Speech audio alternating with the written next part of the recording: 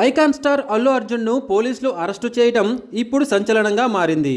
ఆయన నటించిన Pushpa 2 cinema premiere show రోజున ఎటువంటి సమాచారం లేకుండా సంధ్యా థియేటర్ దగ్గరకు వెళ్లడంతో అక్కడ భారీ జనసందోహం ఏర్పడింది. ఈ క్రమంలో ఓ మహిళ మరణించారు. ఓ బాబుకు తీవ్ర గాయాలయ్యాయి. ఈ విషయంలో అల్లు అర్జున్తో పాటు సంధ్యా థియేటర్ యాజమాన్యంపై కూడా కేసులు నమోదయ్యాయి. ఈ కేసులో నటుడు అల్లు అర్జున్ను చిక్కడపల్లి పోలీసులు అరెస్టు చేశారు. అయితే గతంలో ఇలాంటి ఘటనలు చాలానే జరిగినప్పటికీ వారిపై ఎటువంటి యాక్షన్ తీసుకోలేదు. పెద్ద హీరోల ప్రీ రిలీజ్ ఈవెంట్ జరిగిన సమయంలో అభిమానులు మరణించిన సంఘటనలు చాలానే చూశాం. కానీ ఒక్క అల్లు అర్జున్ పైనే కేసు నమోదు కావటం, ఆయన్ను అరెస్టు చేయటం వెనుక ఏదైనా కుట్ర దాగి ఉందా అనే అనుమానం వ్యక్తమవుతోంది.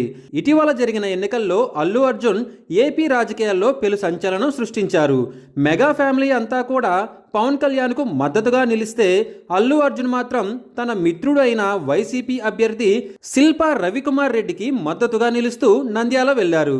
ఇక పుష్ప 2 విడుదల సమయంలో కూడా ఎక్కడా కూడా మెగా ఫ్యామిలీ హీరోల గురించి అల్లు అర్జున్ ప్రస్తావించలేదు.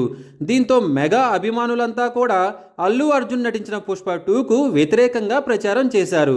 అయితే అల్లు అర్జున్ పుష్ప 2కు వైసీపీ శ్రేణులు అండగా నిలిచాయి. ఇక సినిమా విడుదల తర్వాత సక్సెస్ మీట్లో టిక్కెట్ల రేట్లనందుకు తెలంగాణ సీఎంకు కృతజ్ఞతలు చెప్పే క్రమంలో సీఎం రేవంత్ రెడ్డి పేరును ఆయన మర్చిపోయారు. దీనిపై కూడా అల్లు అర్జున్ తీవ్ర విమర్శలు ఎదుర్కొన్నారు.